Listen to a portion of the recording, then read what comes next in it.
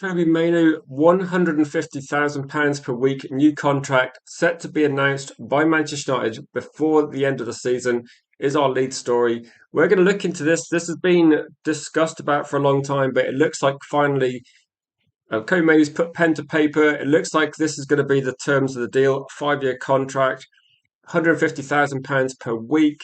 This hopefully will be confirmed official very soon, but the story is going to be lots of talk about Manchester United, lots of talk about what they're going to do regarding the midfield. I did see an interview this morning with a few ex-Manchester United players, Giggs, Evra, Rio, talking about Kobbie Mainoo's development, what they see for the future.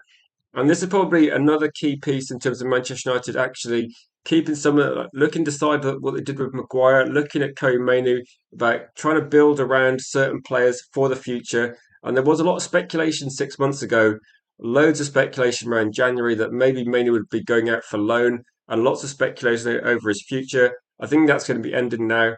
And now it's probably a conversation about who's going to play alongside Mainoo, and also how is Manchester United going to construct their midfield with Mainoo and Bruno almost certainly both at the club next season. This is one where the figures we can talk about as well. This is one to get people involved and let me know your initial reaction to this one. So we'll just jump into the comments. I'll take some opinions to start with, and then we'll go through it. Kazi says, good news for you. What I will do is maybe halfway through, I'll do a poll and put a poll in the comments to say, obviously if you're new, please subscribe and click the like. That's really appreciated. But I would look at I'd also look at people's reaction as well. We're going to have a discussion about this for about maybe 15, 20 minutes. And then what we'll do is we'll put a poll in the comments. So the question is going to be, is this a good deal? Is it not a good deal? Like, what do you think regarding this one? The biggest talking point, I suppose, is going to be Manchester United's wage structure. People are talking about, and I think what the story regarding this is going to be is that Kobbie Mainoo is going to get a contract in line with being a first team player, a regular first team starter. That's in terms of where Manchester United see the contract situation and where they look at their wage bill. It's going to be, if you're an academy player coming through, obviously you're going to want a certain contract. Dorgu came through. I think Dorgu was actually on about 30 to 50K contract. I believe it was going to increase. And what we're looking at now is Kobbie Mainoo, the amount of times he played for Manchester United, it's going to be a 5-year contract.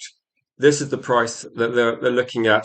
This is probably in line with Cunha and Buemo probably getting slightly more, Sesko getting slightly more.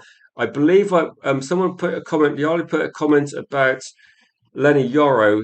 I think Yoro was on, I can't remember whether people quote it in being euros or pounds, but it was kind of like the 115, 125 price tag with that. And my guess was like Euro was on something like that. If people quote it in euros, if you're looking at pounds, maybe it's going to be more like £115, something like that.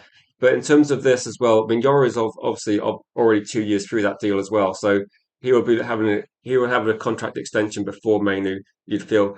But in terms of this, like Kobbie Mainoo has been at Manchester United now for a couple of years on essentially like not just an academy contract. He did get a pay rise, but everybody was expecting it to be somewhere in this sort of range where I think the stories people were discussing, the negative aspect of this was people thought he wanted over 200K or 200,000. But I think what we're finding now is I think most people would say, okay, if you're a first team regular player at Manchester United, then this is probably in line with what you're going to be getting. Right, so I think that would be what a lot of people would be looking at as market value. If you remember, Delap went to Chelsea, 5-year contract. I think he was on about 150K a week. If Garnacho is getting paid roughly the same at Chelsea as well, this is kind of where, like, I'll say this for a start. All football player salaries are in a different category to regular people's salaries. So this is kind of in terms of like where Manchester United see their positioning. This would seem like a sensible figure. Also we're not talking about the sort of money that we gave Anthony without actually playing for Manchester United. We're not talking about the sort of contract that we gave Sancho either. We're talking about a player that's actually a first team player, and for the foreseeable future is probably a first team player. That's what I'm thinking. So again, let's go through the comments and see what was the initial reaction regarding this one. So if I missed your comment, then just please repost it and I'll try and go through them in logical order. Ryan, welcome to the chat, Ryan. It says, happy about this. Kobbie could have gone down the Rashford Garnacho road. Instead, he got his head down. 150K is nothing. Midfielder for a decade. He just turned 21, didn't he? So we're looking at players that, if we're going to buy players that are 21, big up to you, Gaz, as well. Thank you for getting involved, Gaz. Interested to know, because I don't need as well, be interested to know what your opinion is. Jim is saying wage a little high. If we put it this way, if Manchester United signed a player, say like Anderson is slightly older, isn't he? 23 years old. And if you're looking at other players we're linked to, if we just signed Belieber, how much money would we put him on? How much money would we be putting? Say if we just signed Tonali, how much money would we put him on? And I think if you're looking at the sort of price that, again, I think what Manchester United also have is with Mainoo, we know what Mainoo does in the team, and we know that having him in the squad is has been successful since he's come back into the team. We've actually picked up more points than any other team, so it's working quite well. So 5-year contract ends when he's 26, and so he'll still be in his prime. That Kobbie Mainoo might get a very big contract in when he's 26. He'll be in the Tonali situation, won't he? Where then the contract might be depending on how he's been doing.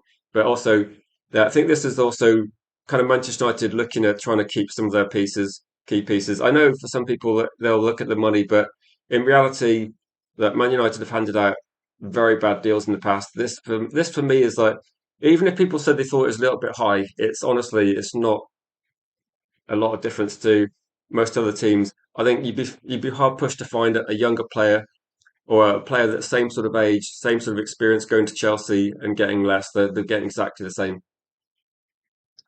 Saying, welcome Stephanie as well to the chat. So Euro is on 110K a week with a 30K Champions League bonus. Then yeah, that's going to be interesting. That's going to be interesting.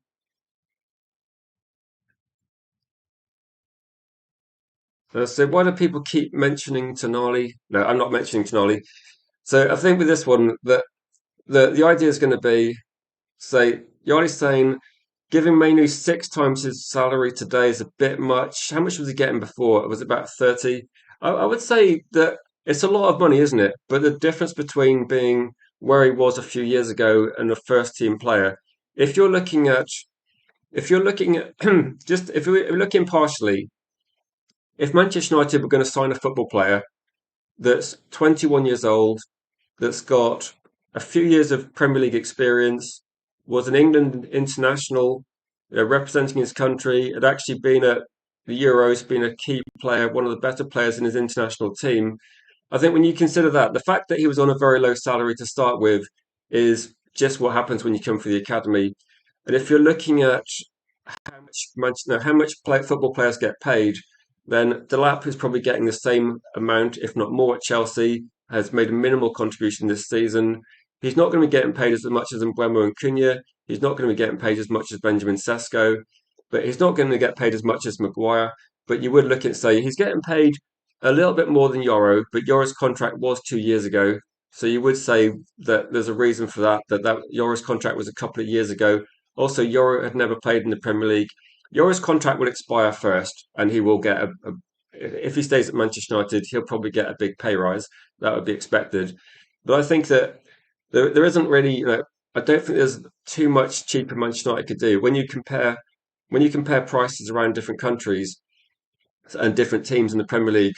I don't think I don't think it's going to be like too much. So and look at this. Brian says there's zero negative to this one. Welcome to Mr. B as well. Good to see you. So it's obvious to see this young guy does have the ability. And this is interesting because hopefully during the stream, hopefully a few non-Manchester United fans can kind of give us their opinion as well on what they think. Because sometimes it's when you're a Manchester United fan, you hear all the media and you hear a lot of stories about different things. But for a fan looking in from the outside, Mr. B is saying that he thinks obviously this player has some quality, has some ability, and say he'll be in the England squad for the World Cup. Surely, I think you'd probably have to say on recent performances, it's going to be England have got an extremely good selection of midfielders. So you've got Anderson, who's a top target for everybody. You've got Bellingham, who's fantastic as well. So actually, in Wharton, England has a lot of good midfield players, don't they? A lot of good midfield players. It says surely you need to keep him being the England squad. Then one of the things I read this, or one of the things I saw this morning was this interview with Giggs and with Patrice Evra, and this was quite interesting because they were discussing Kobbie Mainoo, and one of the things they were saying is they were quite impressed with the improvements they see him making playing alongside Casemiro.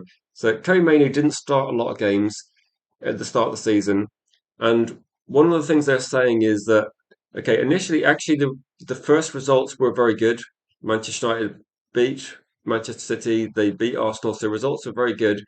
And I think performances have been a bit up and down, but they were saying that the understanding between, let's say, if you look at Manchester United's left-hand side when Everton Giggs was playing, it takes a bit of time to get the understanding when you're not been in the team, you've got a new head coach coming in. And in terms of like what Maine is doing on the pitch, they were quite impressed. I think they were quite realistic, saying that he's only just turned 21. The key here is going to be lots of progression. Like nobody sat here saying that Kobbie Mainoo is an elite midfielder or is that going to be the world as a complete world class midfielder. But I think lots of people say at the age he is, I don't think there's been many people that have been in Manchester United's midfield at that sort of age playing at this sort of level. There hasn't been that many examples in the past. And I think what they're looking at is it's not the level Kobbie Mainoo is at now. That the level Kobbie Mainoo is at now has been successful with Casemiro. The results have been pretty good. Since January, we picked up more points than any other team. So there's no doubt that it's been working out pretty well. But also, we're not talking about Kobbie Mainoo getting 250 to 300k here, are we? We're talking about him getting a contract where if you think it's too much, then you probably be only lowering it by a little bit.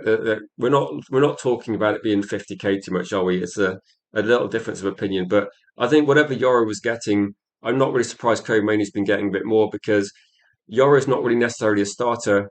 If we said who starts in our midfield with our current squad, it's definitely Kobbie Mainoo and Casemiro. If you say who's our best pairing in centre backs, I don't think it's necessarily Yoro walking into the team. I think you probably have Aidan Heaven and Maguire as possibly at the moment ahead of him. And I think Yoro seems to have more improvements to make at the moment. So I'm just saying for context that I know Yoro's a good player as well, but Yoro's not on 200k. Kobbie Mainoo's not on 200k. So again, one of these things that people look at is say, what if Mainoo goes up another level? And Mainoo will benefit. This is something that Giggs and Evra were saying that he will benefit from actually quality midfield players coming in. So he might benefit from a bit of competition, but also someone in line with him as well. Are these wages with or without Champions League bonus? And I think with this one, this is kind of because this is breaking news. I think we'll have to find out whether if it's so, no, if that contract is from next year, like the contract's going to be what he gets paid next year. I don't know. So it might be that Yoro is going to get a pay rise because of Champions League football. So it might mean that they're actually quite close together. So I think the comparison with Yoro, I think is something reasonable because I looked at that and thought that Yoro will get a pay rise with Champions League football. All the players will get a pay rise as well. So I'm guessing that it might be 150 with Champions League, and maybe that's what they're looking at, possibly. But again, we don't know for sure at the moment because this is breaking news, but we will find out something quite soon, I'd imagine. I say if Mainoo keeps progressing, so I would expect Manchester United to renew his contract to 200k in 3 to 4 years' time. I'd say if they have priced this contract about right. And if you look at some of the players like Kevin De Bruyne was on 400, Salah was on 400, but you've got to earn those sort of contracts, haven't you? So when we're talking about the bumper salaries at the top of the Premier League, Haaland's on about 600k, I believe. So some of these salaries that do start becoming like the 300, 400k salaries, which given inflation and given the money in football, it's just going to become more and more commonplace. We already know that some of the Manchester United targets we're looking at, Anderson's already on 100k at Forest. So he went a 35 million pound move from from Newcastle. Anderson's already on 100k. I think, and there's also other players that are already on massive money. So a lot of these, Kobbie Mainoo's contract of 150K, Anderson might be on 200K in a couple of months' time. So when we see some deals moving and we see some of the players getting paid, that this kind of gives Manchester United a bit of leeway. That if you sign a 5-year contract, then you'd imagine with a couple of years to go, like say 3 to 4 years time, if there's a lot of progression, then you can actually there will be scope to extend it and give a pay rise for sure. I mean that's something that most clubs will do, but also it doesn't mean that Manchester United are that we're not putting them on a contract that's ridiculous. It's kind of I don't think we've done what we were concerned about. I think some people were actually worried we might be seeing a Jadon Sancho or Mason Mount size contract. So I don't think it's going to be anything to worry about. It's too much. Given the length of the contract value to the team, it's worth it. Plus, you'll only get better. I mean, at the moment, I think that the key point for me is going to be that he is only 21, and that if you look at it's difficult to find many 21-year-olds that come through at Manchester United and then become worse players if they've been in the team for say 2 to 3 years. So I think the fact he's played a lot of football at this age is probably maybe it's benefited him in some way, but it's yeah. So if it is, we'll probably get some clarification on that, I'd imagine. I mean, luckily, there's no transfer fee because he came through the academy. So Kobbie Mainoo is probably one of the actually few good results from the academy recently. And so we paid Rashford. Yeah, Rashford got the pay right. Yeah, we had a we had a broken wage structure, didn't we? We had a broken wage structure for sure. And I'm guessing that the salary is going to be like from next year. I think Champions League will be factored in, but again, it's that if Manchester United get Champions League, they won't have to worry too much about this one. Mr. B is saying that also maybe a conversation point as well as we can discuss who's going to play in it. Does this actually influence our transfer window at all? Or I think most people expected Mainoo to stay, and I think most people were expecting Mainoo to be part of Manchester United's team next season. And the question is going to be that remember that story I talked about yesterday and said Manchester United had cooled interest a little bit on certain players because they saw them being too similar to Kobbie Mainoo, which is interesting. So I think the fact that some of the players are a bit too similar to Kobbie Mainoo has been a bit of a factor in terms of like where Manchester United are actually looking at. And it feels like when we were linked to too many yesterday, it's definitely a factor that Manchester United are looking at trying to get some players that are going to play alongside him. Mr. B says as long as he stays grounded and doesn't believe his own hype, let's say some players get massive salaries and wages, get too comfortable, and don't bother doing anything. Eddie Nketiah is one. I mean, I haven't really been following Nketiah, but there's a few players, isn't there, that you'd think maybe a bit too much too soon, and they kind of dropped off a little bit. But no, that's a bit unfortunate. What I should do is I'll put a poll in the comments and say, is this contract a good deal? Like, is this a good deal for Manchester United? And see what people are thinking. So I think at the moment there's genuine. Like, I'm detecting like genuine positivity. I think the only thing I can see is some people are questioning, like, could we have paid less? But I think you'd have to look at it and say, the market forces determine that players are going to cost this sort of money. There's a lot of examples of players that clearly, clearly should have probably not been paid that much money to start with. I mean, so I'll put a poll in the chat if I can do that and say, is this a good move? Is this a good deal for Manchester United? Just to get a snapshot.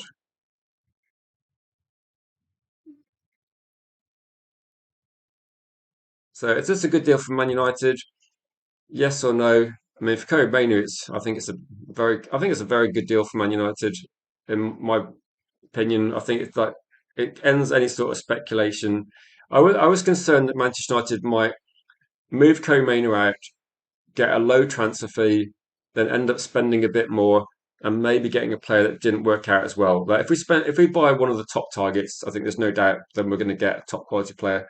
But I think with Manchester United, sometimes there's a concern that we might be getting getting someone that's not as good. it wouldn't be the first time we sold a good player. Let's say Sanchez was on 375, De Gea was on what 425. We had Sancho on crazy salary, Rashford on a crazy salary, Casemiro and Mason Mount on big salaries. The wage bill's gone down by about 50%, hasn't it? And I think they had to move on some of these players. So they're looking at kind of yeah. Wizard Better says that it's a very good deal for Manchester United. No transfer fee either. He's a £70 million player. Yeah, I suppose if you're looking at Kobbie Mainoo and say, right, what's the market value for Mainoo? I don't think people are saying he's going to cost as much as Anderson, possibly. Anderson is a couple of years older. There's probably reasons for that. I think if you're looking at where the value lies for Mainoo, I'm thinking that, yeah, if you're looking at that, then who would cost £70 million in the Premier League? I think you'd have to look at it and say, no, I'd have to say that I don't see you getting many better players for that sort of money. So £70 million is probably about right.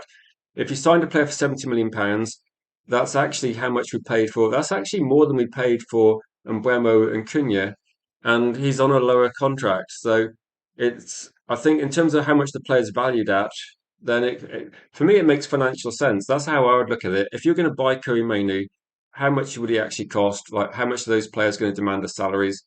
And no, and also now that we've seen Co-Mainoo, this is the questions that the ex-professionals that when Patrice Evra was talking about this as well and being interviewed, saying what's the potential for Mainoo in a few years' time? That's probably what you're buying into here as well. You got potential, then there's a lot of stories at the start of the season, and the things I focused on was that Kobbie Mainoo behind the scenes was working on fitness, working on trying to get a bit more explosive pace.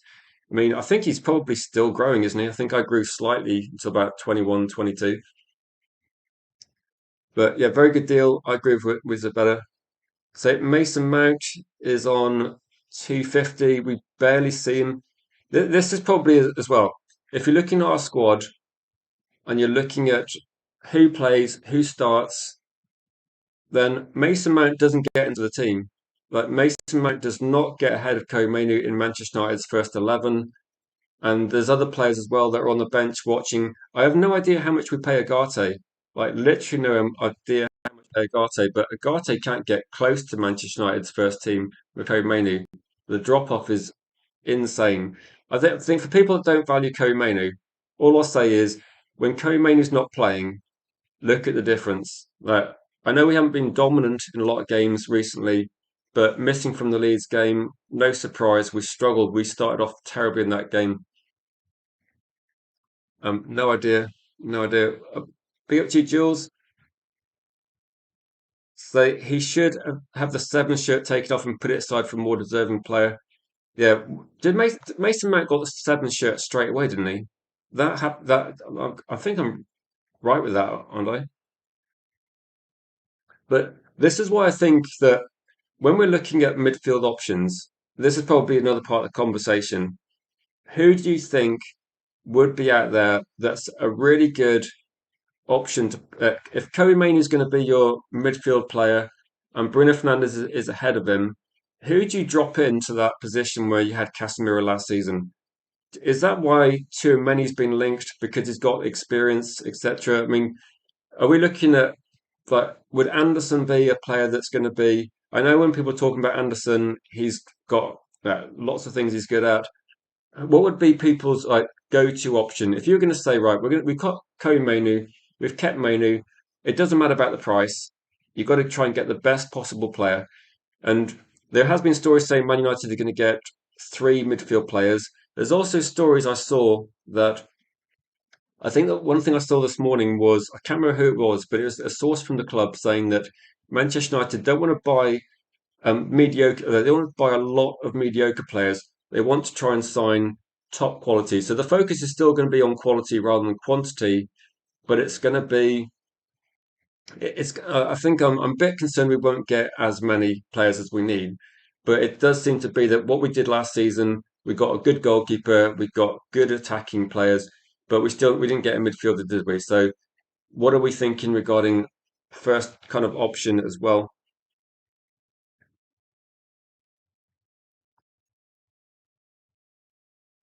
Yeah, everyone's going to have a lot of different opinions. Tonali is, yeah, I suppose with Tonali, he's not always consistent. I mean, Bruno Guimaraes is probably the consistent performer in that team, but he would be quite expensive. People do like Tonali. I'm not going to say no, people do like Tonali, but if you got an option you think is the go-to signing, uh, I'm looking for names. I don't see many names in the chat, but if you're going to pick one player to play alongside Kobbie Mainoo behind Bruno Fernandes, what would be your like good option? Like, would it be Anderson? Would you be looking at different type of player possibly? I mean, yeah, we need quality and quantity. We need quality and quantity for sure. And I think we're going to be getting I think we're going to be getting some quality, but I'm not sure if we're going to get quite enough quantity. It feels a bit like if you want to get a certain position, that there's no guarantee. Like there's no guarantee you're going to get every position you want. And Bilal says Anderson, say Chiramani. Right, let me find it. I was copying and pasting Chiramani yesterday because it's got the accents in as well. And to be honest, I think it uses every vowel. I was not. Does it have every vowel? I think it might have every vowel in it. Yeah, it's yeah, too many. I'm assuming that's spelt correctly. It's not the easiest one to type, and it's like I remember like Mazraoui had a lot of vowels as well, getting that right last season. But if we go for too many, then this is what I'm saying with too many. Not necessarily 100% too many, but if you look at too many as experience level, etc., there's still a little bit of speculation about about whether he's going to be really good. But there's a few players in there. So let's go for that. So yeah, Chouameni, he'll definitely chew up our money, won't he? I'll put it that way. And Stiller my only option, says Yarley. Mainly could be. I would say like yeah, definitely. Angela Stiller was. What do we say he was yesterday? Was he about 24? But we're looking at people that are a little bit older. Anderson 23. So Kobe Mainoo's only just turned 21. There's still time to try and yeah. So is that who you want? Is that who you want, Cody? Is that your go to player? Really like Wharton. Probably end up with Belieber. Do you think there's like for some reason Manchester United seem to have cooled a little bit on Wharton? I don't know if it's because they think he's going to go to Liverpool. So sometimes I think when Manchester United look at certain players and maybe they cool their interest a little bit, I'm just wondering whether they're wondering like, are these viable targets? Because I think behind the scenes already, when I was talking about the South American player Manchester United were looking at this morning, that player and like Conceição, the 16-year-old I was talking about this morning, his family have already gone around Europe speaking to teams and speaking it. So I think in terms of Manchester United's behind the scenes work, I'm guessing that they've probably already spoken to a few players, or they already kind of know which players might be likely to might be interested. So if Manchester United don't go for say Wharton, maybe they're thinking that Wharton's actually going to go somewhere else. So Anderson, Tonali, or Stiller, says Gaz. I think they're pretty solid options, and people will disagree, but yeah, everybody's got different options. I was thinking, like for me, I would probably say, I kind of actually, I might have had the same list. So I might have had the same list. And don't say, remember telling us most players improve when they get Premier League experience. It's it's a general trend, isn't it? Most players will improve.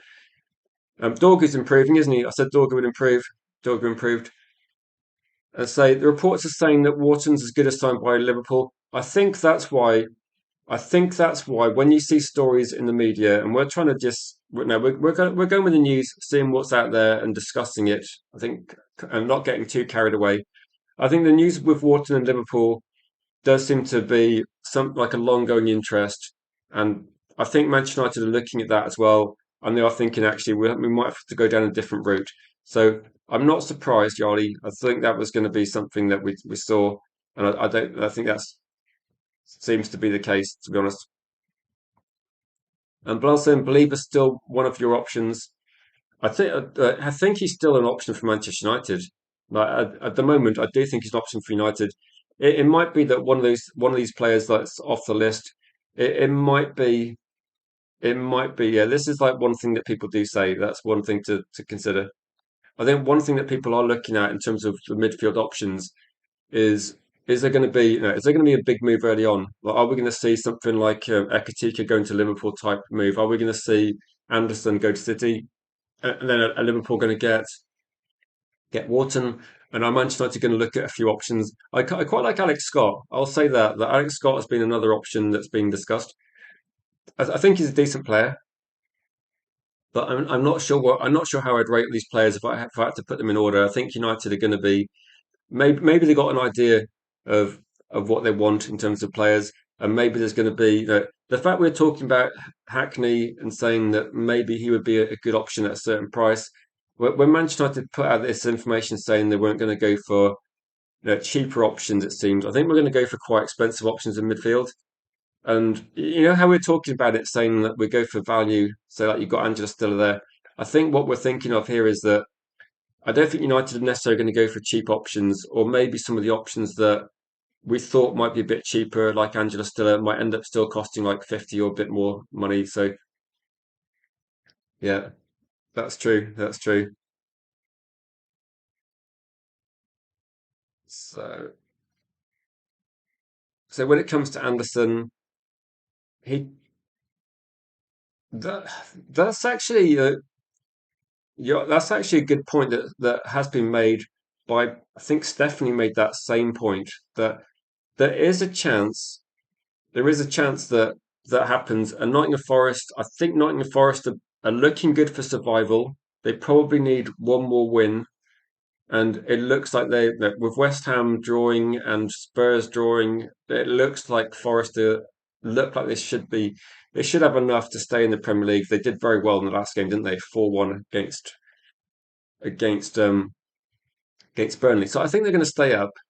And then if they did do that, if they got Champions League football, then I don't know that would Anderson stay? Would Murillo stay? Like Forest don't really need to sell, do they? So what I do think is that when it talks about you talk about Anderson, I do think that that's why Forest would just demand a very high transfer fee because they don't need to sell. If Forest were getting relegated, it might be a different situation. But I think there was actually a clause in his contract possibly as well that if Forest got this is something that I think Ben Jacobs put out there about 6 months ago that if Nottingham Forest didn't get Champions League football, then he could go for a bit cheaper price. But if they get Champions League football, he's obviously going to be very expensive, like really expensive. They'd have to buy a lot, wouldn't they? So Belieber, yeah, but Belieber was he maybe he had that injury at the start of the season. That's another factor, but. Yeah, no, I think Belieber fell down, but there's still. I think there's still a price where Belieber would be considered by Manchester United. It's Alex Scott. For people looking at Alex Scott, at the moment the expectation is that to try and get him to try and sign him would cost about 50 million plus. That's probably I suppose that's not the worst price when you're looking at some of the players. I think Bournemouth initially wanted 65, but again, the first story about Semenyo was put at 100 million. So I think if you remember the start of the season, then this is probably the reason why a lot of people were looking at it, thinking that Belieber. If you rewind like back to the start of the season, Manchester United playing a different formation, but one of the attributes they looked at was going to be that how athletic is Belieber. He did have a great season for Brighton the year before. It was that so what you can do is that when you have a conversation, and we had a conversation in August, Belieber's stock was so high, wasn't it? So at the time, at the time I was saying Belieber looks like a great player, athletic, mobile, great at progressing the ball. This season's been bad, and then all I can say is that the scouts will earn their money because if they look at Belieber and they see a player that they think, you're right, he's got the base skill set, they're not concerned about like the form, although it has been quite a long time. I would be a bit wary, but again, it's going to be a judgment call, isn't it? I think with Kobbie Mainoo, like, would you look at the difference and say Kobbie Mainoo is probably what the same age as Belieber?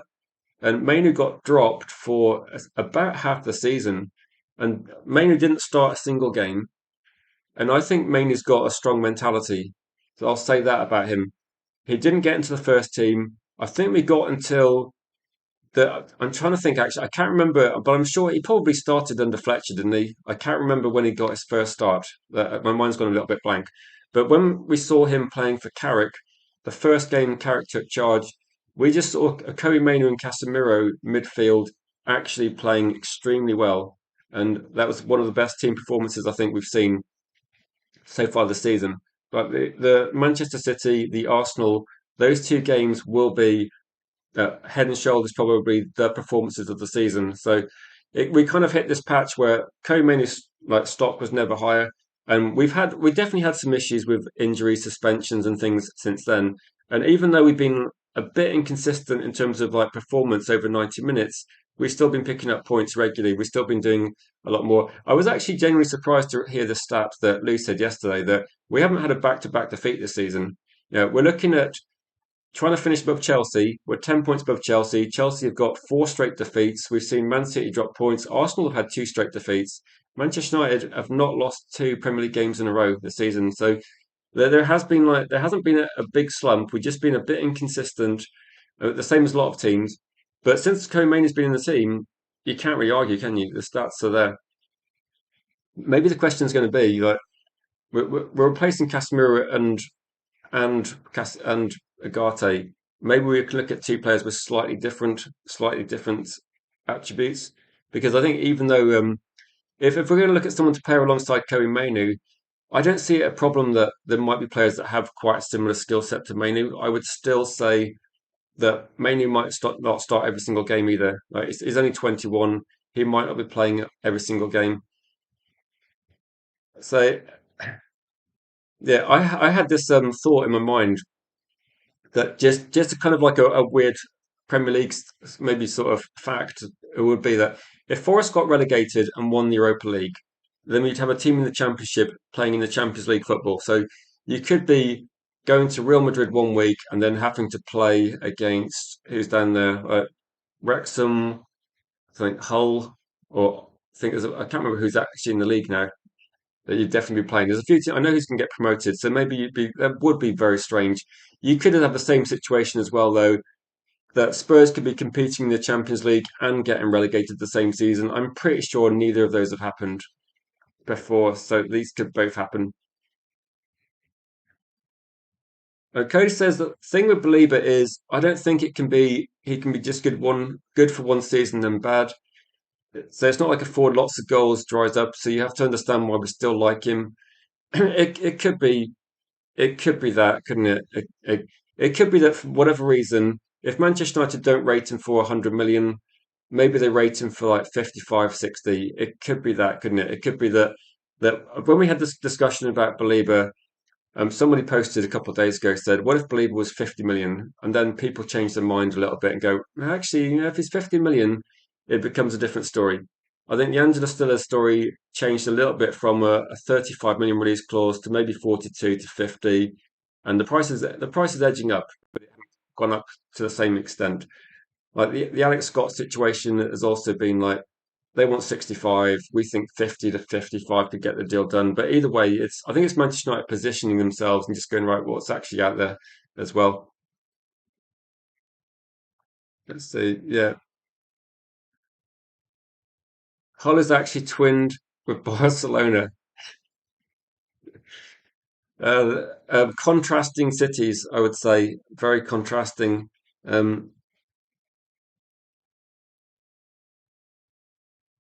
I mean, yeah, just a quick question then: would people be taking like Belieber if the price dropped? Like, if would he be a good fit?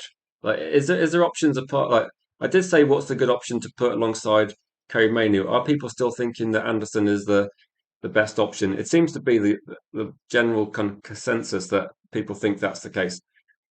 I believe morale is shot at Brighton, wanted to leave for United so bad, and so yeah, there's a few combinations of things, isn't it?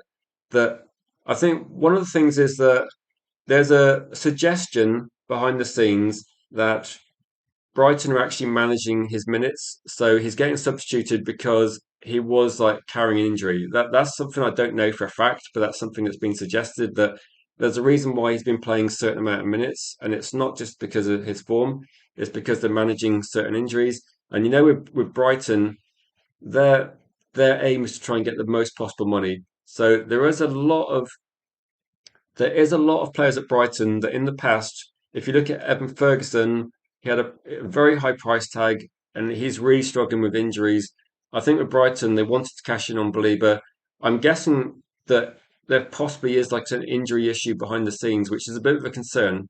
That if Belieber is being like played with a bit of an injury and then managing minutes, that's a bit of a concern because that's something that Brighton aren't going to want to lower the value. So it's not like they're going to if he needs treatment or needs operation or needs time out, then Brighton are being a bit irresponsible. But I don't know if that's the case. So Belieber only 12K salary and yeah, if you're getting paid 12K, I mean, obviously, if we were getting paid 12K, we'd be laughing. But if you're getting paid 12K and then you could potentially get 112K or whatever, you get, a believer must be a believer must be like looking at the MAINOO situation, thinking, "I wish I was signing for 150K." But no, that's very much the stepping stone, isn't it? The reason why you can spend a big transfer fee on a player like Believer is the salary demand will hopefully be a lot lower, and but the transfer fee will be very high. And this is why we were saying that teams need to scout a bit more effectively, try and get the next Believer. Like who are Brighton lining up to replace Believer? Maybe there's like one or two deals that could be done then that are going to be quite good.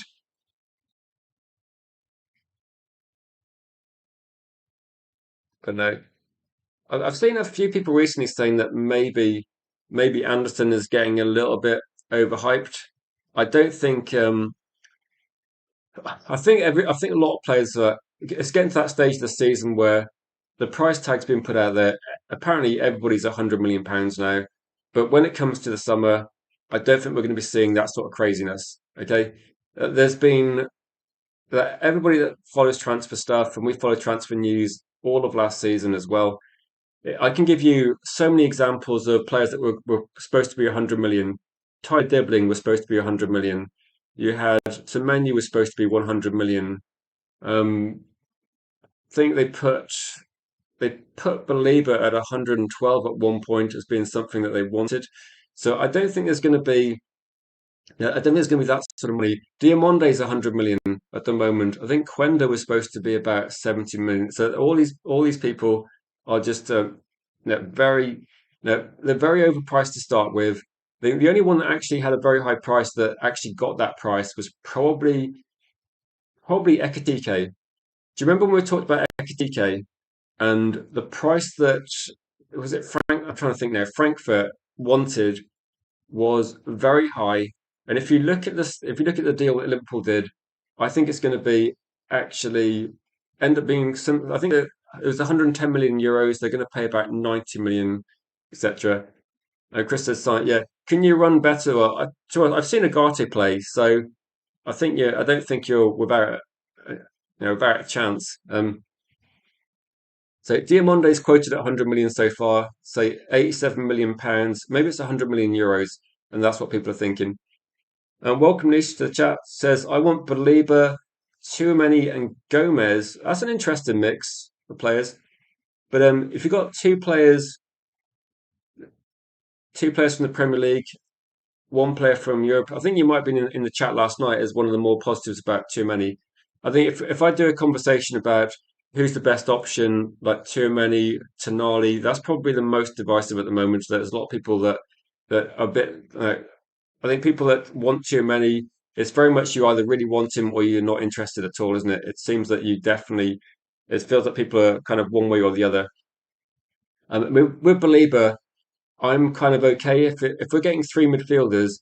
then Belieber's fine. I think if we're getting just two, then I'm not 100% sure. I'm a bit concerned about potential underlying injury or some reason why his form hasn't been very good this season. It's going to be a difficult season next season. I think United need to be very wary of any sort of kind of injury issues. And I think with the too many, I think most people yesterday said on the face of it, what he's done in his career, let's just make sure the medical is really good. Let's just make sure we get the medical spot on with like too many if we are looking at signing him, and maybe look at. Uh, I would look at the deal as well and say maybe look at the deal as being lower cash up front, more add-ons. If you're going to go for someone that you're a bit skeptical about, I think Man United need to be careful with these sort of deals. That I would be wary about paying big money for a player if there is a. I'm not saying there is. I'm just saying people do look at it and say a couple of signs with like niggling injuries. That's kind of the worry I've got. But I mean, is there any concern about Mainoo in terms of like the length of the contract? That I know people were questioning, say Gomez over Belieber, and Gomez would be something a lot cheaper, wouldn't he? A lot cheaper.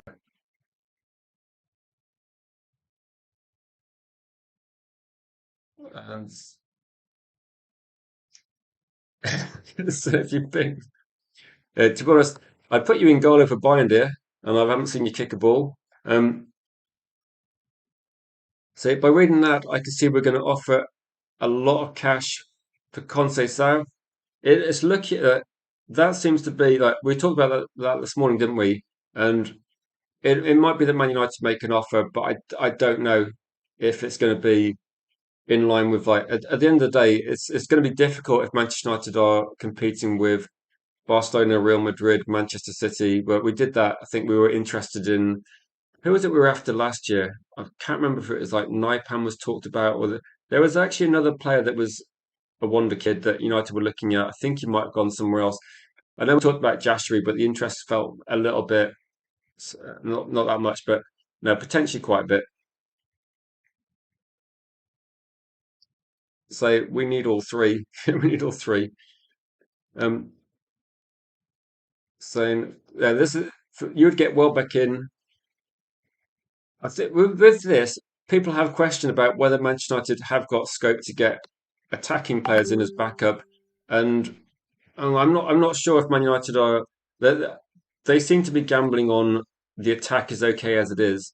I'm a bit concerned with the extra games about Benjamin Sesko, how well he's going to do, but I'm not really sure about that strategy. Whether one thing they do seem to be looking at is I have seen quite a few people talking about certain players that maybe can play left wing and play as a striker. So I'm wondering whether Manchester United are actually thinking that potentially some players could play in different positions, like Benjamin's. That's maybe like, for example, Mbeumo playing more on the right or playing more centrally. I don't think it's ideal, but he does still at least put in decent performances sometimes. Whether you're looking at potential players that could be left wing or could play as a striker, that seems to be something that is maybe on the card. So when we're looking at backup strikers, it seems to be that Manchester United are looking at maybe left-sided players to start with, but they're looking at yeah. So maybe we should look at who Brentford are going to sign because Brentford have actually you got a high league position than last year, and you lost like your manager, you lost Mbeumo, you lost Wissa, you lost that guy in midfield that didn't Arsenal buy somebody. Yeah, Tony. Tony come back in. Yeah, I don't know if Tony's going to come back. I think Brighton. Sorry, I think Brentford are just a well set up team that get they play well. They create positions for the striker. Yeah, no, he's gone. Yeah, that's the guy I was thinking of. That's the guy I was thinking of. Um, is there any players out there apart from like I believe in Tony that you think definitely avoid? I know there's a few skeptics. Like apparently Manchester United, a few people think they might surprise us in the window. Is there anyone out there you think that would be almost like a no-brainer? Like, is Alex Scott worth 60 million? Should Manchester United actually try and offer maybe Crystal Palace are apparently going to be listening to offers of 60 to 65 for Wharton, which sounds no, it sounds not bad. Sounds like not. So Sesko needs like an old head to help him, like a bit of Weghorst hold up play. I mean, Benjamin Sesko, I suppose, playing at Leipzig was very much playing with a second striker as well, wasn't he? So sometimes he seems a little bit isolated. That he's got a good finish. I think it's about getting him involved a little bit more. Maybe it's something Manchester United need to work on. Like now we've got if we get the head coach thing sorted out and we get at least get a bit of a pre-season. Benjamin Sesko, I think will kick on next season.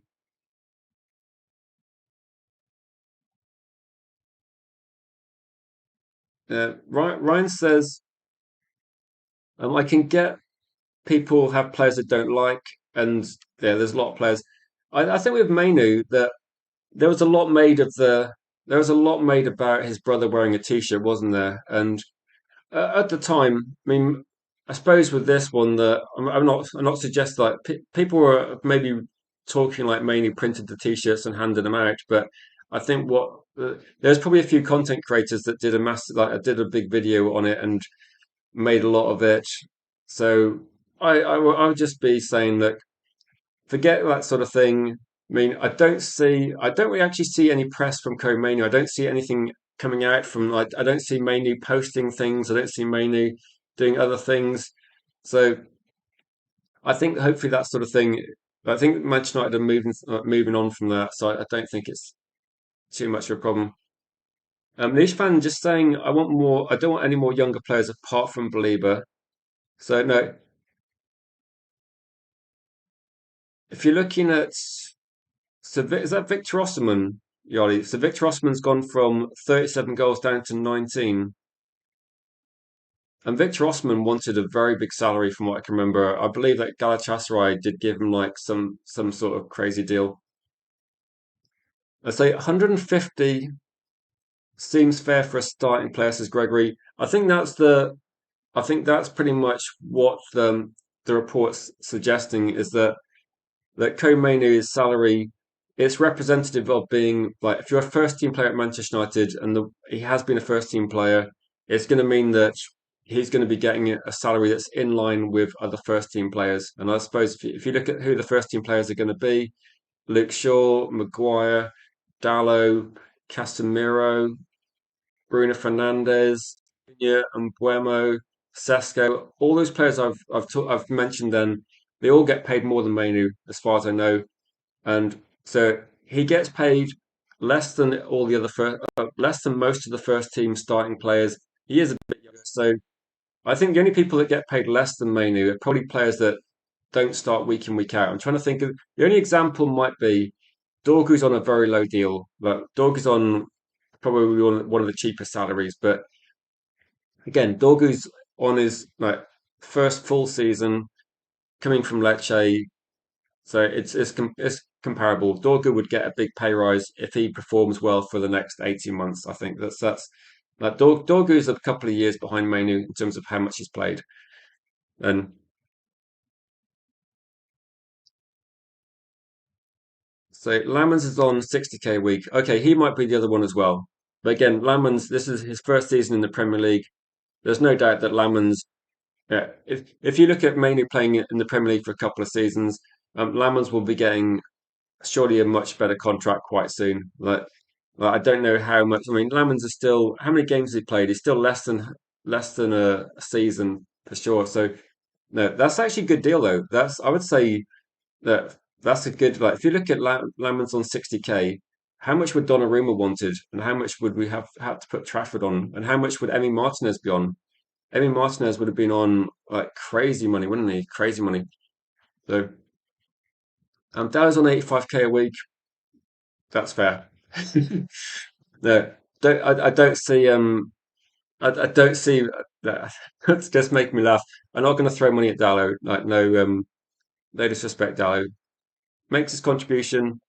Playing against Garnacho did well, but yeah, saying you're saying what 20? I think on average, yeah, you kind of want you probably want to have you probably want to have a mix of like ages, don't you? You want to have a bit of youth and experience. So 23, 24 is considered like you start hitting your prime. Um, yeah, cheers, Joel. Cheers. I had to restart. I don't know if you're in the Discord, without saying too much, I had to restart on here. So if you found the channel today somehow, thank you very much for getting involved. Yeah, I had to restart and annoyingly, but reconnecting rapidly reconnecting with people. So big up to you, Joel. If you want to get involved in the kKOBBIE chat, please post some comments. But no, I think some of this is going to be that some of the deals we've been doing, I think actually, if you look at Manchester United and say what contracts have you handed out in the last 2 years, everybody would say much better. Lammens, one of our best signings, and I think from a psychological point of view, I think the thing with Lammens, I'm wondering if Manchester United took a long time signing because they just wanted to make sure he had the right mentality. Also, there was definitely a bit of a concern about trying to get a player that was already in the Premier League because, and I can understand why, when you've got Onana and Binder at the club and you're looking to sign another goalkeeper that's never played in the Premier League, you've got to be sure, like you've got to do your research. They spot on with Lamans, but it could have been if we had to use Binder next this season for the whole season, it would have been a bit of a disaster. So I think Lamans was an example. We've got everything spot on as well. But no, good contracts we got. Yeah, no, welcome back. So yeah, people voting. This is one where just vote, just vote, yes or no. Yeah, Joel, I don't know if there's anything I can do to make things like the channel more visible, but I tried to keep the branding the same. And I remember Ryan actually saying to me a year ago when I was like questioning like graphics aren't my strong point, and one of the things that Berber said was keep things like this because I know it's you. And I thought, right, well, I've spoken to a couple of people about maybe changing graphics, and I thought actually I'll just keep things the same. And then people that clicked on it 2 years ago or 3 years ago will click back on and go, actually, I remember this guy moaning about football and, and get back involved. But yeah, it's one that I'm kind of expecting with this one. I thought most people would be happy with Kobbie Mainoo's contract because it represents a little bit of stability at the club in terms of like let's keep Bruno Fernandes, let's keep Kobbie Mainoo, and let's look at building around them next season. That's kind of where I'm going with this. I'm looking at the club thinking we need to get lots of improvements into the club for sure, but we need to probably keep some of the we need to probably keep the first like a lot of first team, and then maybe bring in competition that can bring them because like if you're looking at Manchester United bringing in Elliot Anderson or Tonali or Wharton. Okay, one of them will play alongside Kobbie Mainoo, but then the other person could be competition for Mainoo. At the moment, Agate doesn't provide that. Toby Collier didn't provide that. And we probably need to have a look at, do you say Aiden Heaven is on 25K? He should get an improved contract by the way he saved us against Chelsea alone. I mean, yeah, he's only been like playing what 20 games. So again, when we're talking about Aiden Heaven, the £25,000 contract Manchester United gave him was considered a lot of money by Arsenal fans because he was their academy player. I'm not sure what he got paid at Arsenal, but Manchester United, I think we like trebled it or something, or we paid loads in comparison. So what I'm saying is that time changes your view. Manchester United pay 150K for Kobbie Mainoo.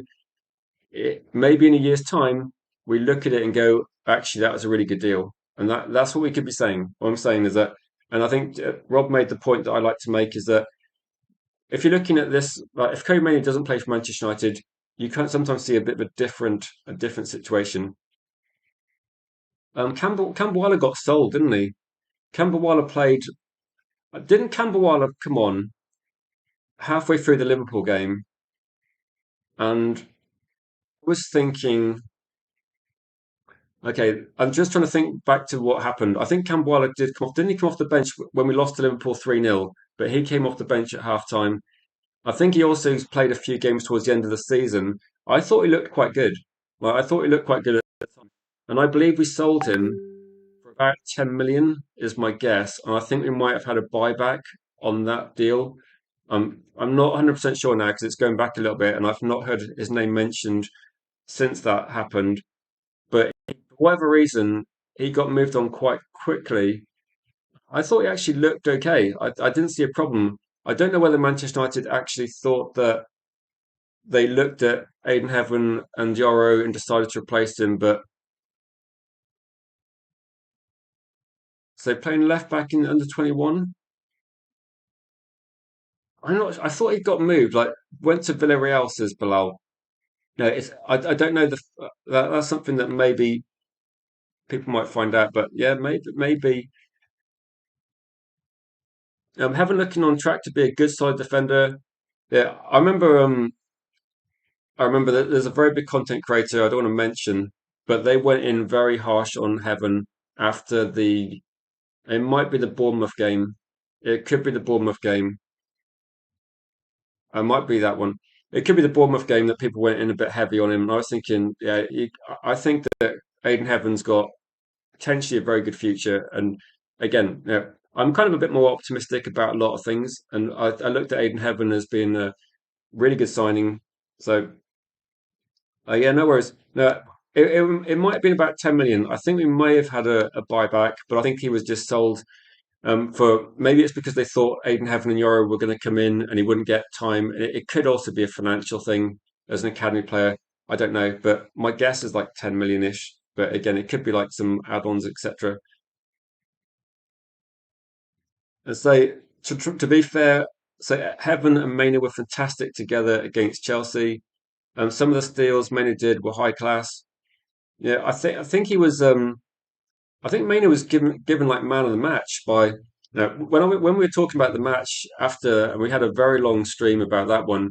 I think most people were probably putting Mainoo and Heaven as like the two best performers. And if you consider this is like the two. Like we're talking about Manchester United going to Stamford Bridge. We've not won there since 2020, I think it is. And even with like our prime team in the 90s, Chelsea has always been a difficult team to beat. And I know it's not the best Chelsea team ever, but it's not the best Manchester United team. And we had a conversation about Mainoo and Heaven as man of the match. And at the time, Mainoo's just had his birthday. We're talking about a 19-year-old and a 20-year-old as being man of the match for Manchester United. And I think if that's not a good sign for the future, then I don't know that is. For me, that is just this is kind of what Manchester United fans talk about bringing players through from the academy. Okay, Aiden Heaven was nicked from Arsenal's academy, but you got Mainoo coming through from the academy, and this is kind of what we hoped would happen with Alvaro Fernandez and James Garner. So now it's happening with these players. I think we should be pretty positive about it. It does seem to be that we got this right. We're integrating an academy player into the first team. I think the last player that was played probably the last player that played significant years in the first team was probably Rashford. You probably have to go back that far to have an academy player that's had that many years. And like Garnacho didn't work out, and that he got moved on quite quickly. Aiden Heaven could be one we talk about for years, and there was definitely a very, very big content creator that did a video the day later that said, Aiden Heaven, he's not it. I think it was reactionary, and it was obviously wrong because he'd played like a handful of games. But it's definitely, as you saying, so tying Mainoo to a 5+1 on 150K is very shrewd business.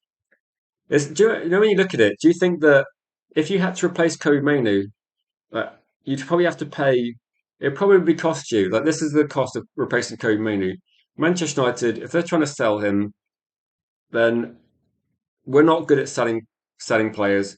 So I don't think we're going to force him out of the club. There's not a queue of people looking to buy Mainoo at the moment. Like he's good, but there's lots of options on the market. So we probably end up paying more, and we probably end up having to pay a higher salary, and we probably then not be sure how it's going to how it's going to work in.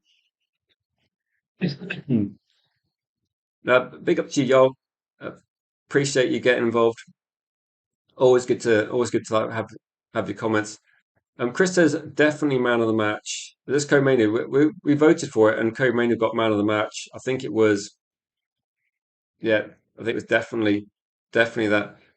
Um, so that where's the bear? Yeah, you got six fires from Ryan. He strongly agrees with that one. Strongly agrees. Yeah, there will be a stream tonight that's going to be a bit later, like 9 p.m. start. Jules is going to be stepping in and covering that transfer news tonight. but there will definitely be. I think there'll be a focus on midfield, possibly. I've seen a lot of stories being like doing it again. I've got the poll running, and let's have a look at what the votes are at the moment. Wow, 90% of people are saying it's a good deal, which is extremely high, extremely high. I've not done a poll that's quite that positive since I said should we buy Belieber last summer, and people were all over that.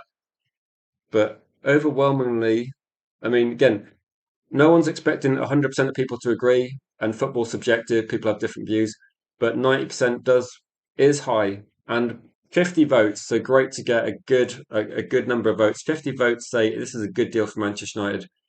So I'm kind of like I can speak with like a small amount of authority now and say that most Man United fans see this as being a good deal, and for once I'm in the majority this time because I'm agreeing it's a good deal. So it's good to see that you know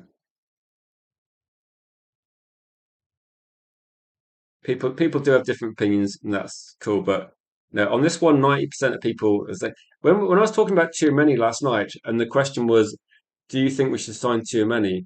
I was actually a bit surprised that it was that positive as well. That was 70. I think it was like 73, 74, or even actually maybe it's close to 80. It might have been like 77%. So people were generally quite positive about some of these links. I think one thing we're going to have to do at some point, when I get a full panel of guests on and we get a lot of people to discuss it, we can maybe have a conversation about, it might come down to like who's the best option, Angela Stiller versus Alex Scott versus Belieber or Wharton, and maybe at the same, maybe some of these players are going to be similar sort of price. And no, it also I'm kind of interested about what's going to happen in the summer. There's say one less problem in the summer. I know, I know. Some people wanted to sell Bruno Fernandes and Kobbie Mainoo, and the only argument was going to be that obviously I think that these players should stay. Kobbie Mainoo should definitely stay for a few years, and Bruno Fernandes, I think he has to stay next season to that otherwise we're not going to be able to replace him.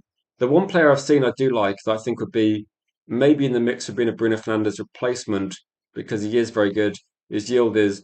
And the only thing I saw about this one is Yildiz has Yildiz has been he has a price tag that's very high as well, really really high. Um, yeah, no worries at all. No worries. I'll just give out the what the journalists are saying, and it's obviously a judgment call what you think. Um, I'm just trying to see.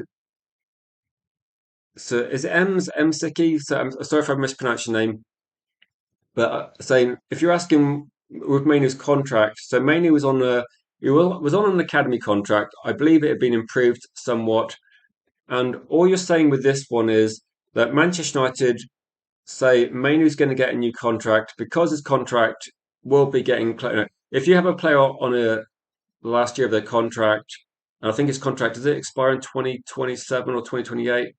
I think they were always going to renew his contract, and because the contract was getting towards the end, and this is representative of Kobbie Mainoo being in the category of first team player for Manchester United. So, as the first team player for Manchester United, Kobbie Mainoo is going to get a contract that ends up being slightly more than Yoro in terms of where he's standing in the first team setup. So that's kind of where they see him. So he's deserved the contract by, and again, I'm just trying to be neutral and say that as a fact, he's a first team player, and as a first team player, he's earned the contract. So Manchester United want to tie him down to a long term deal. They see him as part of the future. So I mean, all I can say is since Kobbie Mainoo has started games for Manchester United, Manchester United have picked up more points than anybody, and we're going to finish third in the league. So I think Manchester United see this as an investment in the future first team, and they value Kobbie Mainoo. Some people don't like the deal, but the contract situation is pretty much market value as far as I can see. Like Delap, I don't think Delap did much to get 150K a week at Chelsea. I'm guessing Garnacho probably gets 150K a week at Chelsea as well. I'm guessing Gittins gets 150K a week at Chelsea as well. And I don't think those players often start. So I think it's just Man United. Just no, he's a first team player, and that's their wage structure. So no, it's like I remember working for a certain place where it was if you're a graduate, you got this much. If you had a PhD, you got this much. If you had And it's just that if you're an academy player, you get this much. If you depending on what your salary is when you join Manchester United might be a factor. Dorgu wasn't getting much at Lecce. Lamens wasn't getting much where he was playing, and Kobbie Mainoo wasn't getting loads when he came through the academy. So it's just, I mean, we all watch football and have different opinions. I think he's in my view, I think he's deserved it because he's like, how much is Agate getting? So whatever Agate's getting, Kobbie Mainoo should be getting more. Big up to you, Jeff.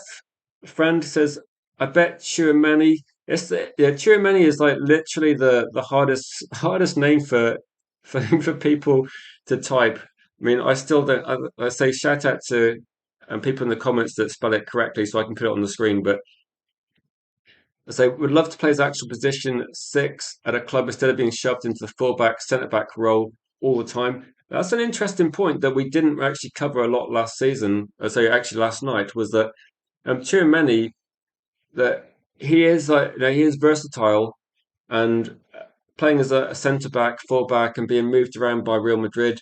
Maybe that's another factor in which is annoying him, which could be another reason.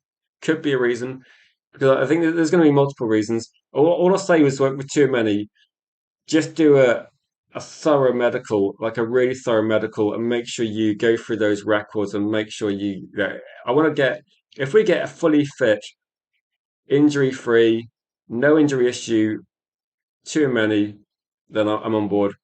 But I'm not going to be too concerned.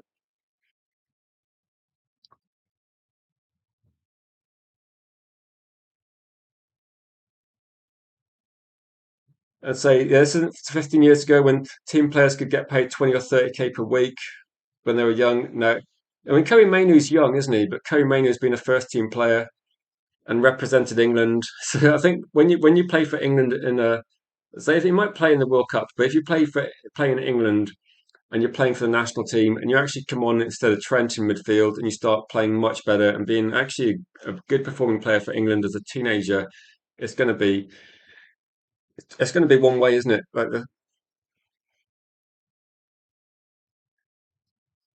So if we put Mainoo up for sale, the clubs will come sniffing at Arsenal, City, probably some big foreign clubs. That says it all. Yeah,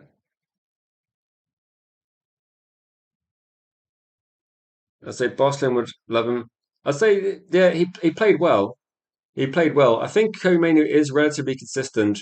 I don't think Koemenu's slow. I think it's like he's not a pacey player. But no, the idea though is that Koemenu will have someone alongside him, and he will have like potentially like say Anderson, Baliba, Tchouameni, someone like is more a bit more athletic. I think that's what people are looking at. So I think people would be looking at this one as well. So yeah, I don't think who did Getafe buy? I'm trying to think. Is that a certain person we can't name, or is that no? Like Everton were. Yeah, it's definitely a situation. No, I think it's. I don't think it's going to be. Also, I think United were trying to. What we've seen really, I suppose, is if you think about a year ago when people were talking about particular Mainoo salary, then Manchester United have by design, they've moved on the most expensive salaries at the club, haven't they? So Marcus Rashford's not around. Casemiro will be gone. Jadon Sancho is gone. They got rid of David De Gea a couple of years ago. Possibly they should have like maybe wait until they got a proper goalkeeper at the club before they moved him on. But David De Gea left on a big salary, and Varane had a very big salary. So they've just changed the wage structure as well, haven't they? And they've gone back to a sensible structure. I mean, no one's talking. If the salary Koeman was going to get would be 300K, we could have a it would be a very different conversation, wouldn't it? Make me choke. Then I was just thinking. I can imagine the reaction if it was 300K. I'd probably type it in the thumbnail because I would be genuinely surprised. But we're not doing that as well. The last bad contract we handed out was probably Mason Mount, and that might be the last. Was that the last one that Woodward made? Was that his last? Was that his last gift to us as like the Mason Mount contract? I think it might have been. Where's the best? It's so lovely to have some good news. Also great for the run in. I think with this, because there's been like so many spoilers. I don't know if other YouTube channels are covering it. I'm guessing that people will be over it. I imagine like the United Stand or other channels will probably be talking about this news now. I think one thing that was quite good is we talked about Conte Sauer this morning, and then it was quite nice to see a few hours later other news outlets starting to talk about it a bit more as well. So we got in quite early on that one, which was quite good. But I think with this one again, is I was gonna be talking about a few different midfield options. So it was quite nice that as I was setting up today, the Kobbie Mainoo story dropped, and I was like, okay, this is this is perfect. This kind of leads into what we're talking about midfield.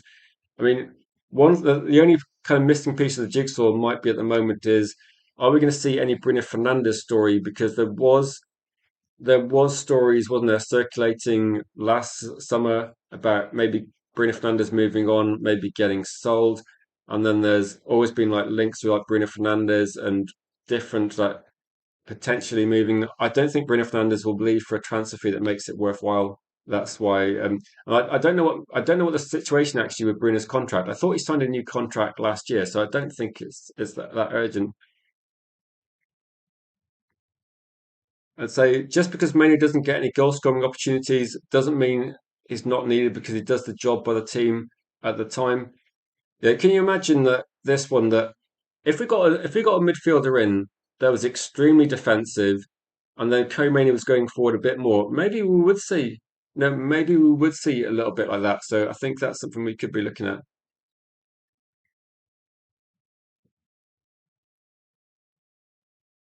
So no, I think that people will have different views, won't they, on this one? So, what was Romano said? What was Romano said? Is that a Romano comment? No.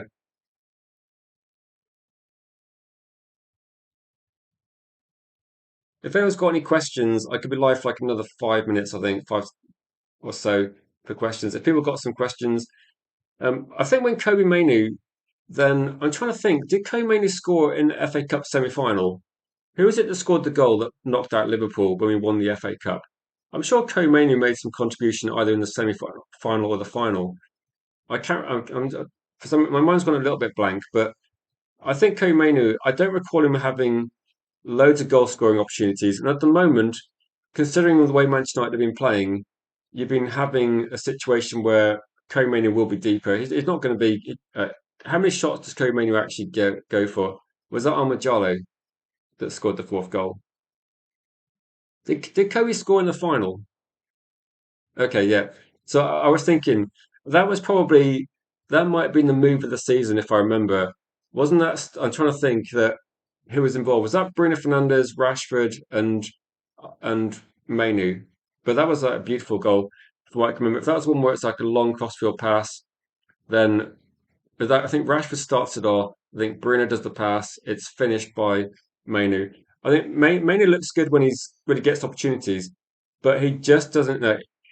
That's not his position generally, is it? So yeah, Rashford put in an incredible pass to start off the move, and then it was a great no-look pass by Bruno. Beautiful finish. I think it's like really nice goal, and that's probably the situation that if Mainoo's going to be a defensive midfielder, you're not going to be getting you're not going to be getting the sort of stat padding that some people want to see, but you're getting wins.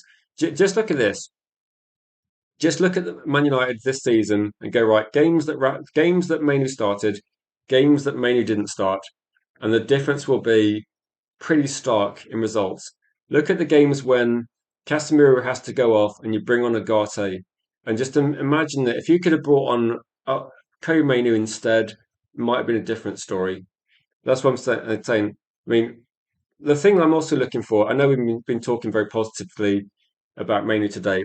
The thing I'm looking forward to as well is going to be that Mainoo actually having some serious competition. So another player that's going to be there. So no, Agate's no threat. That's what I was saying before. Agate's no threat. Let's have a look at getting like Anderson or Wharton or Stiller or get some other players in the team that got some quality. Gomez maybe, Hayden Hackney, and get like Hayden Hackney's just been voted Championship Player of the Season, hasn't he? So he's on the up. He might be a good signing for about 30 million. I would be looking at him as well as maybe being a bit as well.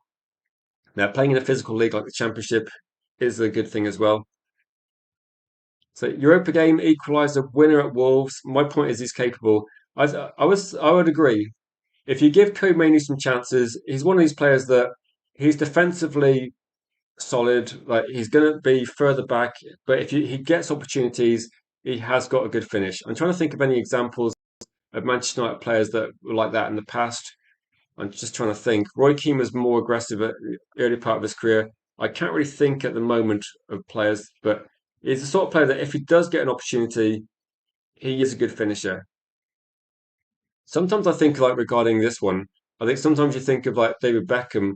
I think if you look at David Beckham, like take the set pieces out of it, David Beckham's open play goals, very good finishes, but his job was to put crosses in. So yeah, I don't think I think sometimes the stats don't really reflect what the player's job is and what they're trying to do. So yeah, under Carrick, mainly been more deployed to link the defence into attacks, and we've got four quality strikers ahead of him to lay off too. So it's a different role, isn't it? When you've got if you've got Cunha and Buemo, Benjamin Sesko up front, and you've got Bruno Fernandes there as well, then Kobbie has been very much like he has been linking play effectively, but he's very much just a different role, isn't it? Yeah. Well, we're going to be here all year, so I don't see any evidence like I don't see any evidence that he would drop off. But again, I think the other option is if you don't want to keep him, you'd have to sell him and then buy another replacement, and it would that would be an extra one. But I don't think it's hard to actually see. No, I think with this like all players are different, aren't they? All players are different. You know, Manchester United handed out big contracts to players in the past, and they did actually step up. So I'm looking at this. If Chelsea lose tonight, Champions League is confirmed, isn't it? Let me just double check that because I saw that and I was thinking, is there only that many games to go? So bear with me a second because I'm kind of in. I just want to check to make sure that is true. It sounds good, but let me just let me just get some accurate information regarding this one. So if that is the case, let's have a look. So looking at the Premier League table, Manchester United are now we're 10 points ahead, 5 games to go. Oh, is that because actually, if Chelsea lose, then they've got 4 games left. They can still get 12 points, so they can still get 60 points. So I don't think it's a done deal. If Chelsea if Chelsea lose tonight, then the most they can get is 60 points. We're on 58, so they can still finish above us. If we win, if Chelsea lose and we win, that's game over because we'll be 13 points clear with 12 to pay for. So we have to beat we have to beat Brentford. Well, that's another Monday night kickoff. So it's going to be another big Monday. It's going to be. Do you remember last Monday? We finished about 1:30 in the morning talking about it. Mr. B, you'd have to get involved.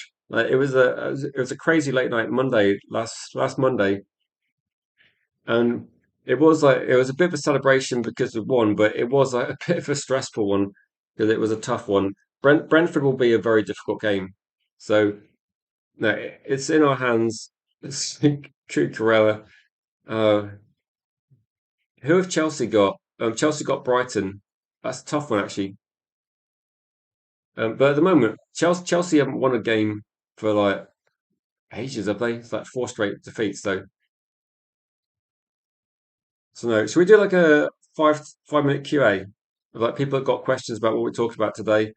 And also, this is your time where if you've been like seeing any content creation about Manchester United this afternoon, post in the comments what you think would be good to talk about tonight. Because I'm going to message Jules after the stream, and we'll kind of sort out the agenda for tonight.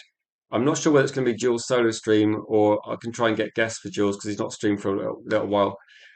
But yeah, Monday night's annoying, but I do kind of quite like the. I don't like playing late night on a Monday, but I do quite enjoy the late night streams, if that makes sense. I think the fan community in the late hours is quite fun sometimes. So we do have some quite fun late night streams when lots of people are available. Uh, Brentford aren't going to give us anything, are they? Brentford aren't going to give us like throw in. We're going to have to work for every single thing. I know that,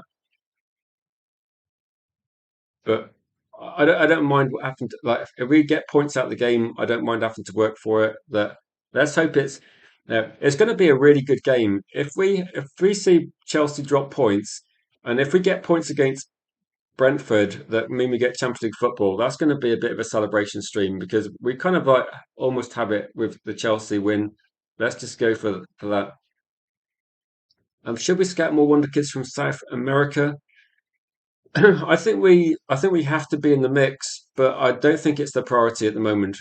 I think it's definitely. I got a comment from Danny B earlier today, and he was saying like I remember I said this morning. I said that it was a kind of similar deal to Jallo, and he agreed that it was kind of similar sort of age, similar sort of price, similar sort of trajectory. It's not really what Man United needed in the short term. Um, Welcome, Doug. Big up to you, Doug. So top five all but done. So you got City and Arsenal, Manchester United, Villa, and Liverpool. I think it's probably. It looks like it's done, doesn't it? There's definitely some big issues at Chelsea, and we're already starting to see the media circling. Rafinha's going to go, isn't he? I think, and he's started suggesting that he's not getting support from Chelsea, which makes me think that I don't think Chelsea can. There's no point in sacking him now. Like there's a few games to go, and it's not going to make a difference. But I think Chelsea they made a mistake, and they got rid of Maresca. They probably should have kept him. Yeah, it would be good to get Mr. B involved. Then that one. I mean, we're going to have to not have like swearing on the channel to the extent we had on the weekend, but we can get people on to discuss the game. And let's be honest, it could be a game where Brentford actually get points out of that game as well. Brentford could win, and then we could be having a disappointing discussion that Brentford are. Let's not underrate them. They're a solid team. They're causing problems. Brentford are playing for European football as well. Don't forget, Brentford have got a lot to play for. It's not the best team to play. It's going to be it's going to be a tricky one. It's not the best team for us to play against, but we'll see how that goes. So, any final questions? We're live for like another couple of minutes. What do people want to cover tonight? Quick question. If we're streaming tonight? Yeah, no, exactly.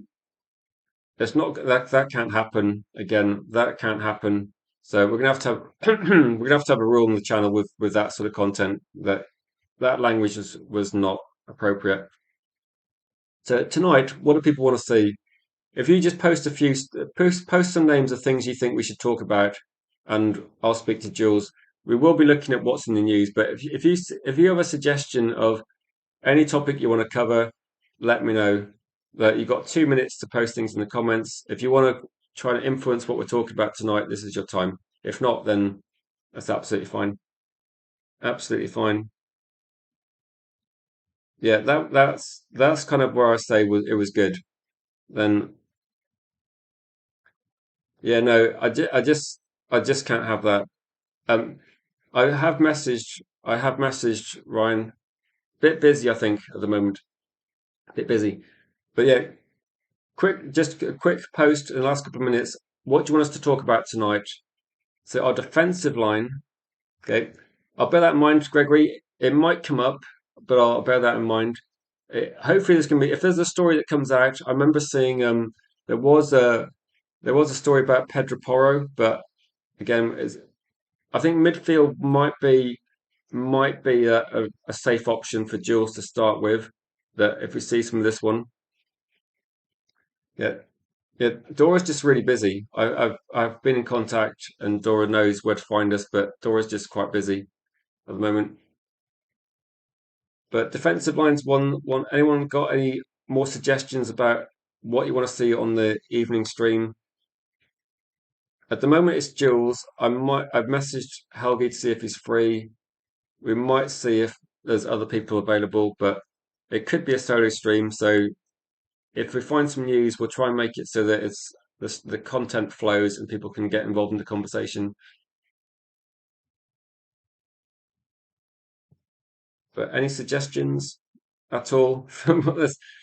I think the main contract stuff will be wrapped up. I don't think people will be covering that anymore. So I was just thinking if there's going to be a big story, I did see stories about Alex Scott, which I thought might be interesting, might be interesting, but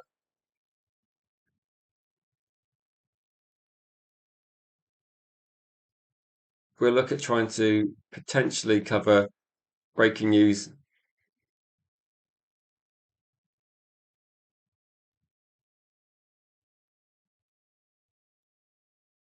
So the manager situation, that's not a bad one. That's not a bad one.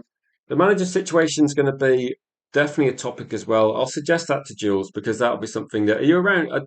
I know we don't know too many people in the chat. I don't know what time zone are you in, if you don't mind me asking. Just that we will be live quite late tonight, probably like 6.5 hours time. So that would 9 p.m.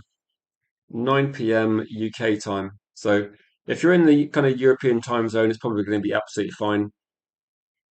Actually, if you're in the US or Canada, it's going to be perfect. It'd be like afternoon time. But yeah, no, that would be something like 9 p.m. I think that's not a bad discussion. Like manager situation, I haven't really heard Jules's view on that. So Jules will have a different view to me, and if we can get any other people on as a guest as well, that might be pretty good. So I think the end of season review will be mammoth. Yeah, who do you want on the end of season review? The end of season review, if I can make a good thumbnail, that might be like an epic stream because I don't know, it feels like we started with like a different team. And it feels like we had unbelievable, but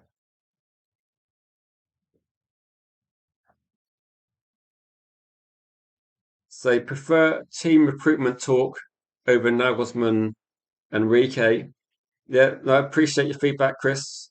I'm probably looking at things for the future rather than negative things. I've seen a few people posting loads of stuff about Garnacho online, and what I've seen is that people talk about Garnacho, and then I've seen other content creators going, "Oh, maybe the Garnacho hate's gone too far," and I go, "But you were the ones that were constantly talking about it and doing thumbnails about, oh, Garnacho did this." Like Garnacho left Manchester United. I moved on. Like he's not a Manchester United player. I just talked about him recently because he's playing for Chelsea, the same way that Cucurella plays for Chelsea, I want Chelsea to do badly. So, apart from that, I think people need to move on, and I'm just looking forward to the future. And I think most of the news is going to be like the manager situation. I think will be something that is worth doing when we can get multiple guests on this one. So, if Rosenior loses tonight, yeah, I think they already lost 4 Premier League games in a row, but they have done badly. I think Rosenior is going to be looking for a new job next season anyway. And so, can Carrick handle the pressure of 2 games a week? So not sure the board will back him or any manager, then yeah, that's something we'll work on that.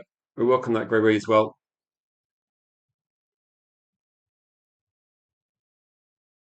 How often do we have an Arsenal fan melting down every week? To be honest, I think is the case.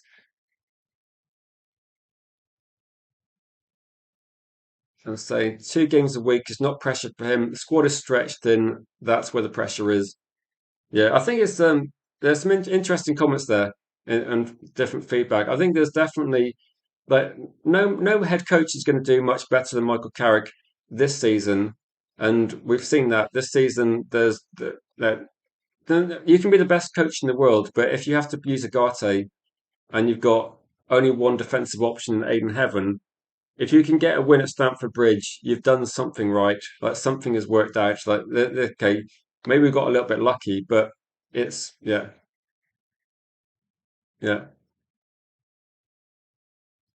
Let's see. So today is important, an integral step in the right direction.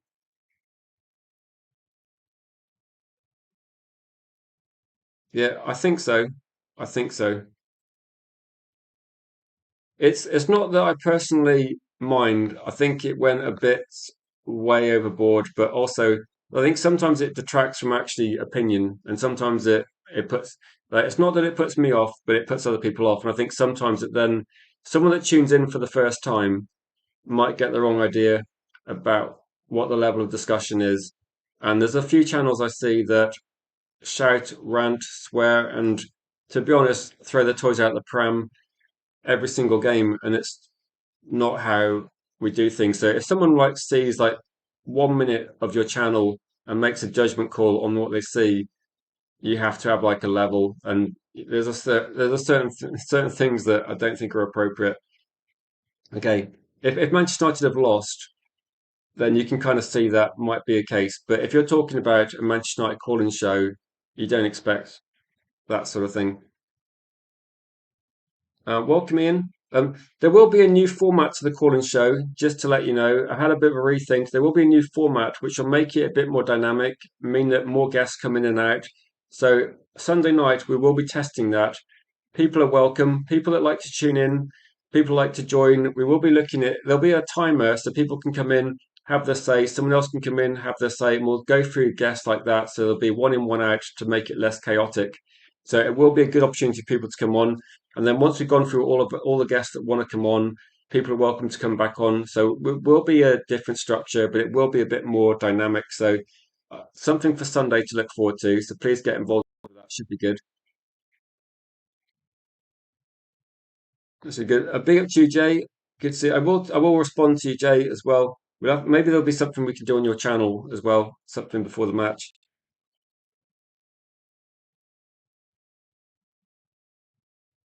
So yeah, the quality will be different on the weekend. And I just say if you got you don't have to come in for like half an hour. It will be like there'll be little time slots so people can jump in, have their say. And I think it might be an interesting one to see how it works. I think I will be obviously hosting. I think Wizard will be hopefully part of the group as well. I'll message a few people I know to see if they want to get involved. But it will be a slightly different structure. I would say tune in and see if you enjoy it. I think it will be quite good.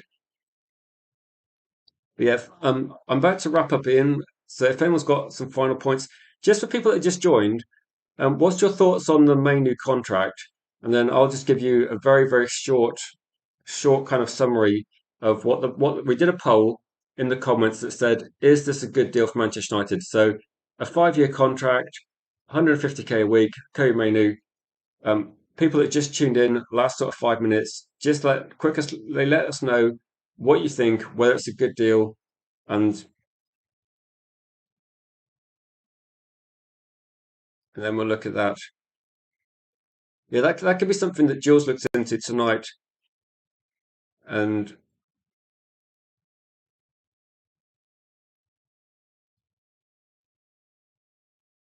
yeah, there's a few, isn't there? There's a few. So just for people that just tuned in, just to kind of gauge your opinion, because I've got no, you won't have seen the comments from an hour ago. You won't have seen the poll. Yeah, no, you have. You know the result. You know the result. I'm just interested. Just interested to see what Ian and other people that just tuned in, whether you think it's a good deal. There is like I'll say this, there is a range of opinions. So a range of opinions. I've said mine, so I just want to see what you if you kind of agree with the majority or if you have a different view. It's interesting how everybody's like almost like an accountant now about everybody's kind of looking at, oh, let's just see exactly where this lies. Um, you got an opinion, Ian? Like good deal, bad deal? Just trying to work out before we head off. So you believe it's a good deal. Kobbie deserves it in your opinion. So you will be probably happy to know that 90% of people shared that viewpoint.